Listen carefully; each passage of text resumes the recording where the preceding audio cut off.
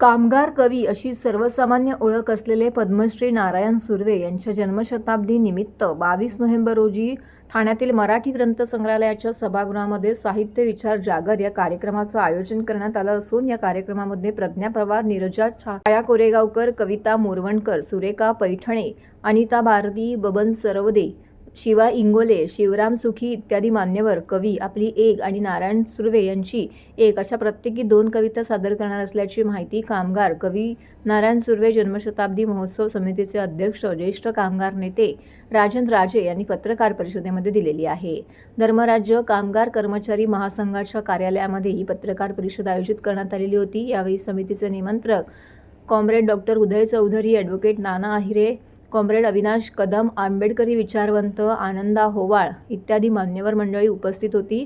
दरम्यान 22 नोव्हेंबर 2025 रोजी होणाऱ्या कविवर्य नारायण सुर्वे यांच्या साहित्य विचार जागर या कार्यक्रमाचं सूत्रसंचालन कवी अरुण म्हात्रे करणार असून महाराष्ट्र राज्य लालबावटा शेतमजूर युनियनचे कार्याध्यक्ष राम बहाते यांची प्रमुख उपस्थिती असणार आहे. तर नारायण सुर्वे यांच्या कविता आणि विचार या विषयावरती ज्येष्ठ आंबेडकरवादी विचारवंत अर्जुन डांगळे हे आपले मनोगत व्यक्त करणार आहेत.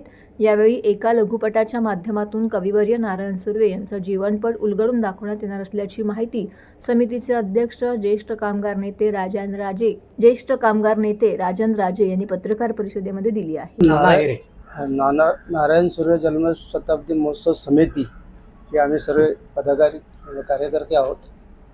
ठाण्यासारख्या शहरामध्ये हा प्रथमच आम्ही या समितीतर्फे कार्यक्रम घेत आहोत. ठाण्याचं वैशिष्ट्य असं आहे की ठाणे एक सांस्कृतिक शहर म्हणून महाराष्ट्राला परिचित आहे आणि या शहरामध्ये हा कार्यक्रम व्हावा, या शहरामध्ये नारायण सुर्वेंच्या साहित्यावरती आणि एकंदरीत कामगार चळवळीवरती चर्चा व्हावी हाच उद्देश समोर ठेवून आम्ही हा कार्यक्रमाचं एक नियोजन केलेलं आहे. हा जरी पहिला कार्यक्रम असला तरी याच्यानंतर आणखी म्हणजे एक वर्षभर कसे कार्यक्रम घेता येतील याचंही नियोजन आमच्या डोक्यात आहे. कविवर्य नारायण सुर्वे हे ते पद्मश्री त्यांना मिळाला होता, परंतु आमच्यासाठी ते कामगार कवीच आहेत आणि म्हणून त्यांचा फार मोठा सन्मान आणि आदर आम्ही जे कामगार चळवळीतले लोक आहेत ते करतो. कामगारांच्या संपूर्ण त्यांचं जीवन, संपूर्ण त्यांचं साहित्य, संपूर्ण त्यांच्या कविता या कामगार वर्गाला समर्पित होत्या आणि हे एक फार मोठं कार्य आहे. महाराष्ट्रात मराठी साहित्यामध्ये ते जरी अखिल भारतीय मराठी साहित्य संमेलनाचे अध्यक्ष होते तरीसुद्धा त्यांची मुख्य चळवळ होती ते कामगारांची मुलं, शेतकऱ्यांची मुलं, गरिबांची मुलं ह्यांना साहित्य क्षेत्रात पुढे आणण्याचं त्यांचं फार मोठं कार्य होतं. त्यांनी अनेक संस्थाही काढल्या, त्या हे सांगतील, परंतु ते म्हणजे कष्टकरी वर्गाच्या विचाराशी आणि मुख्यतः मार्क्सवादी विचारांशी संलग्न असलेल्या लोकवाङ्मयगृह, प्रकाशनगृह ह्याचे ते अनेक वर्ष डायरेक्टर होते, संचालक होते. पहिल्यांदा जो कामगार कष्टकरी वर्गाचा साहित्यिक निर्माण झाल्याने त्यांचा जो प्रवाह आला त्यातले नारायण सुर्वे एक प्रमुख कवी म्हटले जातात. त्यांच्या साहित्यातून बऱ्याच कामगारांनी प्रेरणा घेतली आणि नवीन साहित्यिकांनी त्यांच्या काव्यातून प्रेरणा घेतली. ते फक्त कविता लिहित नव्हते, ते गाणीही लिहायचे. त्यांचं अतिशय प्रसिद्ध गाणं म्हणजे मी ज्यावेळी आम्ही शाळेत शिकत होतो तेव्हा मुली नेहमी त्या गाण्यावर नाच करायच्या. डोंगरी शेत माझं मी बेनूक येते, अशा कविता म्हणजे त्या कवितांमधून आणि अशा गाण्यांमधून नारायण सुर्वे खूप प्रसिद्ध झाले महाराष्ट्रामध्ये. आणि पहिल्यांदाने महाराष्ट्राला कामगार वर्गाचं जीवन काय आहे, कामगार वर्गाचं जगणं काय हे कळलं.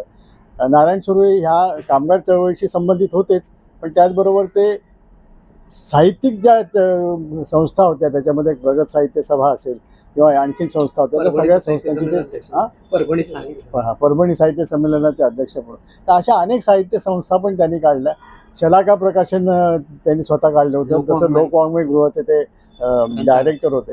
अशा तऱ्हेने साहित्यिक चळवळीला कामगारांच्या बाजूने हस्तक्षेप करणारा एक महत्त्वाचा कवी म्हणून आम्ही त्यांचं जन्मशताब्दी वर्ष साजरं करत आहोत. येत्या 22 नोव्हेंबर रोजी मराठी ग्रंथ संग्रहालय ठाणे संध्याकाळी 5 ते रात्र 9 वाजेपर्यंत हा कार्यक्रम होईल. ज्यात यापूर्वी सगळ्या मंडळींनी सांगितल्याप्रमाणे एक काव्य संमेलन होईल. त्यांची एक जीवनी किंवा जीवनपट ज्याला आपण म्हणतो डॉक्युमेंटरी, ते एक अर्ध्या पाऊण तासाची ती सगळ्या जनतेसमोर जाणीवपूर्वक मांडण्यात येईल. तर यातनं जो आम्हाला जागर करायचा आहे, साहित्यिक ह्या जागरातून त्यांचे विचार लोकांपर्यंत न्यायचे आहेत, की या काळाला त्यांचे विचार, त्यांचं कार्य, त्यांचे साहित्यिक विचार अत्यंत सुसंगत आहेत, कालसुसंगत आहेत. आणि त्याची फार मोठी गरज कधी नव्हे एवढी त्यांच्याच जन्मशताब्दी वर्षात निर्माण झालेली आहे. आणि ती गरज, मानसिक गरज, वैचारिक भूक भागवणं हा आमच्या त्या सगळ्या कार्यक्रमाचा मोठा उद्देश आहे. आणि जसं उदयजींनी सांगितलं किंवा इतरांनी सांगितलं की तरुण मंडळींपर्यंत हा सगळा ध्यास गेला पाहिजे. जेव्हा कामगार चळवळीवर, तळागाळातल्या चळवळीवर मोठा हल्लाबोल होतो आहे, कायदे बदलले जात आहेत. तुम्ही पाहिलं असेल कामगार क्षेत्रात पहिल्यांदा शेतकऱ्यांवर हल्लाबोल झाला. 3 काळे शेतकी कायदे आणून त्यावर मोठं आंदोलन झालं, शेकडो बळी गेले. आता कामगारांवर 4 कामगार संहितांची ओझं लादलेलं आहे. त्यानंतर पुढे आता श्रम शक्ती नीती 2025 आलेली आहे. त्याच्यात कशाचा उद्घोष आहे तर तुमची मनुस्मृती. आम्ही मनुस्मृती जाळली आणि गप्प बसलो. यांनी पुन्हा ती पानं जाळलेली गोळा करून नवीन त्याची पुनर्बांधणी केली. मनुस्मृती, याज्ञवल्क्य स्मृती, तुमची नारद स्मृती आणि शुक्रनीती आणि काय अर्थनीती, अशा सगळ्या गोष्टी घेऊन एका नीतीची जाणीवपूर्वक ते मांडणी करताय, जेणेकरून भारतीय राज्यघटनेला कुठेतरी तिची अवहेलना करता येईल, तिला बाजूला सारता येईल. अशा पद्धतीच्या देशात कामगार क्षेत्रावर घाला करून प्रयत्न आहे. कामगार, शेतकरी या देशाच्या संपत्तीचे निर्माते आहेत आणि त्यांनाच कुठेतरी दडपून टाकायचं, या पद्धतीने जेव्हा हे वातावरण या देशात उभं राहिलेलं आहे, ही भांडवली व्यवस्था किंवा कॉर्पोरेटिव्ह टेररिझम, ज्याला आम्ही कंपनी दहशतवाद म्हणतो, त्यावेळेला तर नारायण सुर्वेंचे विचार हे फारच सगळ्याला मार्गदर्शक. आणि या सगळ्यावर कशा पद्धतीने हा सगळा हल्ला परतवायचा आणि पुन्हा एकदा कामगार विश्वातली चळवळ पुन्हा उभी करायची, पुन्हा कामगाराचा आवाज, शेतकऱ्यांचा आवाज उभा करायचा, हे त्यातनं मार्गदर्शन त्यातनं व्हावं. केवळ मनोरंजन किंवा त्याला केवळ साहित्यिक मूल्य म्हणून आम्ही हे बिलकुल करत नाही आहोत. त्यातनं सगळं समाज मन जागृत व्हावं आणि या सगळ्या आपल्यावर तुटून पडणाऱ्या, आपलं शोषण करणाऱ्या ह्या व्यवस्थेत आमूलाग्र बदल व्हावा, या दृष्टीने मग एक विचार प्रवाह निर्माण व्हावा असा आमचा प्रयत्न आहे.